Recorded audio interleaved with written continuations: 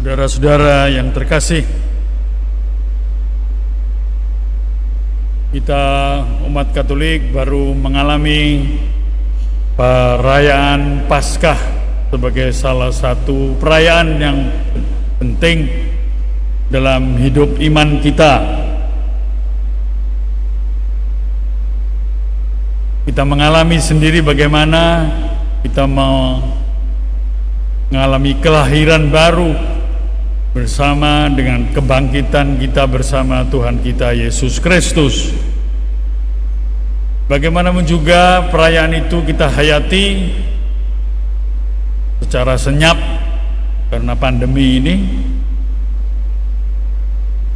Namun hendaklah kita ingat bahwa sebenarnya pengalaman Paskah itu merupakan suatu pengalaman yang harus dialami setiap saat, setiap kali kita menghayati bagaimana kita sadar akan iman kita akan Tuhan kita Yesus Kristus, bahwa kita diselamatkan oleh deritaannya di salib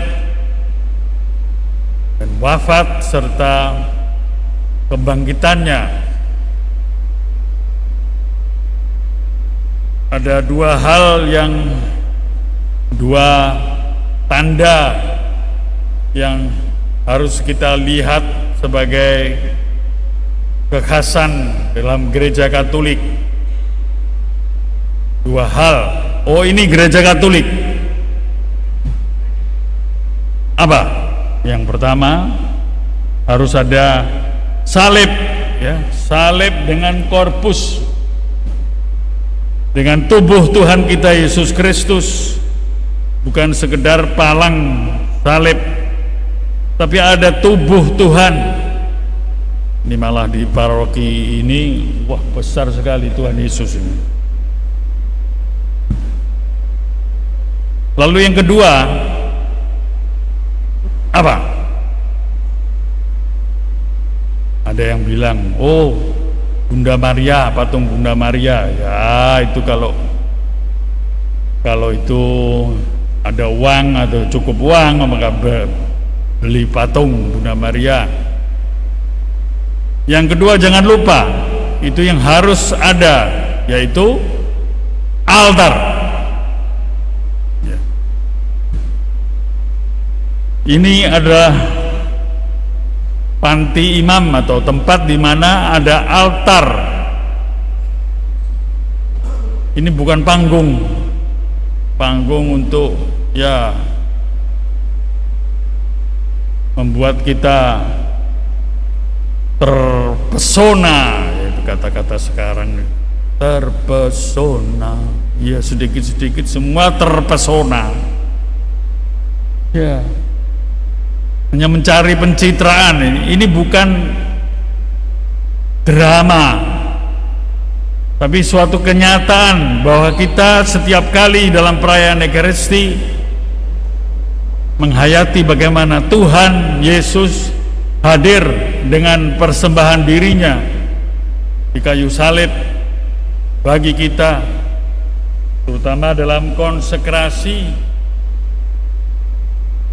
Imam mengangkat hosti lalu berkata, terimalah dan makanlah. Inilah tubuhku yang diserahkan bagimu. Itulah yang kita hayati setiap kali, dan itu merupakan kenyataan yang harus kita rayakan setiap kali. Memang tidak ada kesan fantastis, sensasi, mengundang perhatian loh. Ini tataran iman yang membuat kita itu merasa bahwa ini adalah pokok kita hidup, pokok kehidupan kita, karena kita diselamatkan oleh Tuhan kita Yesus Kristus yang rela menyelamatkan kita dengan jalan sengsara di kayu salib, mati bagi kita dan bangkit bersama kita. Maka bagaimanapun juga Anda disiapkan untuk menerima sakramen Krisma hari ini, jangan lupa pokok itu ya. Karena itu adalah kesempatan untuk mengalami sendiri Roh Kudus yang mengingatkan kepada Anda, kepada kita semua ya, terutama Anda, jauh dari segala ini harusnya begini menjadi Katolik. Tidak. Inti kehidupan kita, iman kita terus dihayati dalam perayaan Ekaristi. Maka ya agak aneh kalau orang Katolik merasa bosan ya, bosan. Ada orang Katolik yang bukan di sini, di sana-sana itu, yang bosan perayaan Ekaristi ya. Untuk apa kita ke gereja hari Minggu? Ya sederhana sebetulnya ya, untuk isi acara dengan kegiatan, daripada Anda nganggur sendiri di rumah, tidak tahu apa yang dibuat. Satu kali seminggu lumayan ada kesempatan untuk hadir, untuk ke gereja. Oh, tapi saya ngantuk, saya bosan. Karena Anda keliru mencari apa? Ke gereja bukan mencari penghiburan. Kita mau ketemu dengan Tuhan Yesus sendiri, lepas dari segala penghiburan, kekuatan yang duniawi, manusiawi.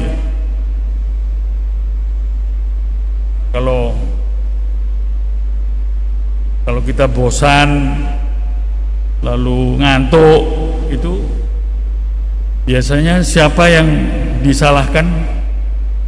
Yang membuat misa itu mengantuk dan membuat bosan, yaitu Romo ya. Romo, kasihan Romo itu sudah tidak kawin, jadi sering dirasani, malah disalah-salahkan ya. Misa adalah misa kudus. Misa bukan khotbah, khotbah bukan misa. Lah kalau memang ini menjadi panggung bukan altar, maka ya memang ya apa saja bisa membuat acara misa itu menjadi suatu yang wah, menggemparkan, sensasional. Tidak. Semakin kita menghayati pokok iman inilah, semakin kita menghayati bahwa kita ini sebetulnya tidak ada apa-apanya, lemah, dan sungguh butuh kekuatan yang datang dari Tuhan sendiri. Saudara-saudara yang terkasih semua, ini adalah Anda yang akan menerima sakramen Krisma, sakramen kedewasaan iman Kristiani, sakramen penguatan. Dan ini adalah penerimaan Roh Kudus yang kedua kalinya. Yang pertama Anda terima waktu dibaptis. Masih ingat itu? Itu bukan saja sekedar upacara ya, dileceri air di sini lalu aku membaptis engkau dalam nama Bapa, Putra dan Roh Kudus. Lihat bagaimana itu suatu yang disebut tadi dalam bacaan pertama, memang itu Tuhan sendiri yang datang ya. Dan ini yang penerimaan Roh Kudus yang kedua kalinya ini sungguh menjadi penerimaan akan Dia yang terus kita harapkan. Anda telah dipersiapkan selama beberapa bulan untuk menghayati betul karunia Roh Kudus. Ada banyak karunia Roh Kudus dalam hidup kita. Roh Kudus adalah roh penghiburan, roh kekuatan, roh akal budi, roh pengertian, roh kebenaran, berpikir kritis. Pengetahuan akan tumbuh, pengertian akan tumbuh dan harus bertumbuh. Seperti bacaan tadi yang kedua itu mengatakan, Tuhan menjadi andalan bagi kita, akan menumbuhkan semua yang lesu, yang rapuh. Memang paling tidak kita diingatkan, paling tidak kalau orang disebut sakramen penguatan adalah sakramen kedewasaan iman Kristiani, menjadi dewasa, tidak mudah ragu-ragu, mantap.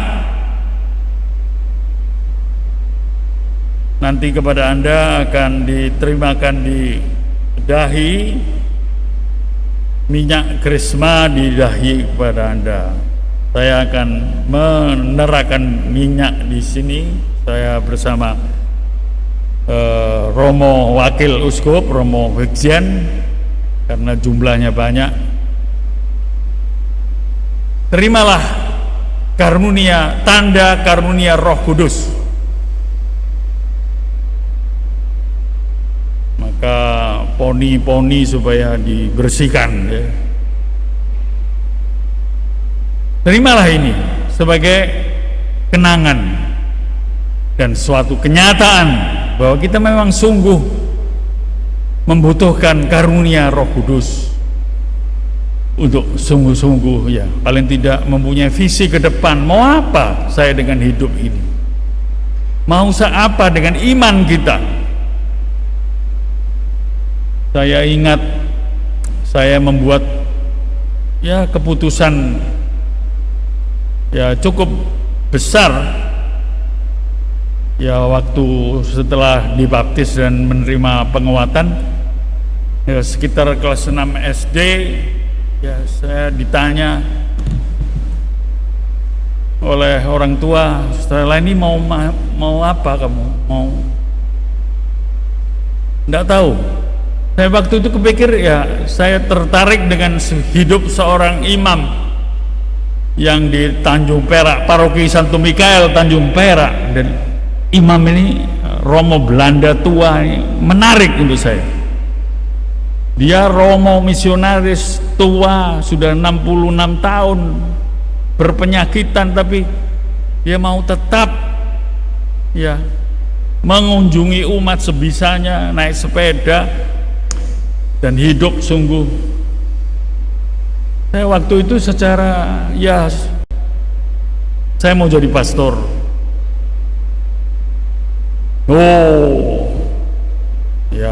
Tentu ibu saya mengatakan, bagaimana kamu anak laki satu, bagaimana mau Romo? Mungkin itu sederhana, tapi terus itu menjadi, apakah ini karunia Roh Kudus? Kira-kira dan tidak dan ya. Lihat saudara-saudara, Roh Kudus turun kepada kita semua dalam apa yang disebut dalam kerajaan Allah, benih-benih kerajaan Allah dalam Injil. Itu benih yang terkecil. Sepertinya kita tidak tahu bagaimana Tuhan bekerja dengan sederhana sekali untuk menentukan apa yang perlu kita buat dalam hidup ini dan berjuang untuk itu. Jadi tidak mudah goyah, tapi kita berusaha juga.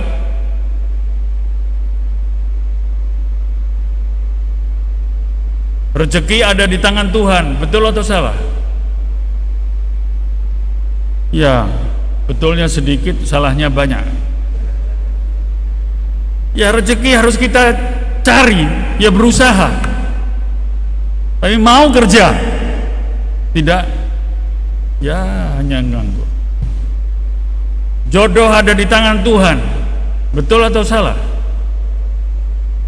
Betulnya sedikit, salahnya banyak. Ya, jodoh harus kita cari dan kita tentukan ini.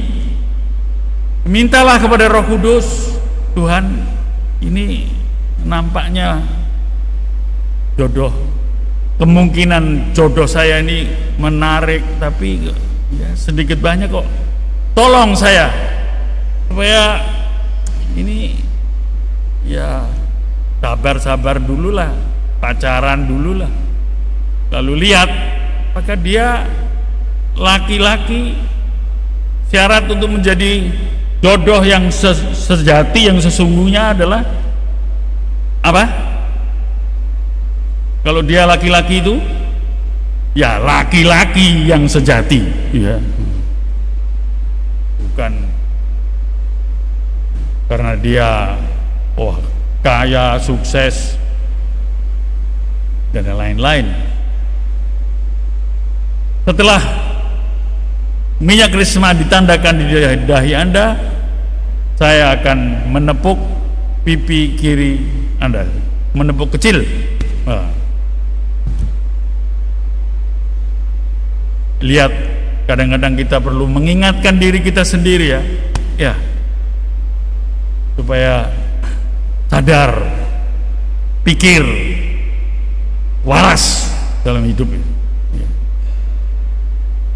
Seringkali ya kita harus mengingatkan diri kita, menepuk, atau bisa menjadi tanda bahwa kita sering mudah mengeluh, mudah mengaduh dan mengeluh.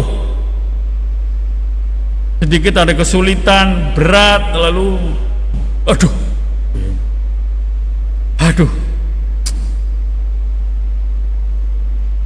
lalu biasanya berhubungan dengan kalau sudah mengaduh, lalu mulutnya lecek. Jadi setiap gerakannya setiap kali hanya ngedram, dung, ya begitu. Menjadi orang Katolik siap menerima sakramen Krisma dengan keteguhan, berani berjuang, tidak mudah ikut arus. Nah, itu harus tunjukkan dalam hidup, dan itu tahan, banting, kuat dalam hidup. Mari saudara-saudara yang terkasih, kita teguhkan saudara-saudara kita ini itu sungguh menjadi orang Katolik yang bisa mengalami Roh Kudus yang menguatkan, bukan sekedar hanya ikut menjadi ya ikut saja, tapi aktif mengembangkan diri dalam kegiatan-kegiatan di paroki, dalam kegiatan-kegiatan meskipun istirahat sebentar karena pandemi ini, tapi tetap tumbuh dalam keyakinan bahwa Tuhan Yesus sungguh menjadi guru kehidupan bagi kita dan Roh Kudus yang membimbing kita senantiasa.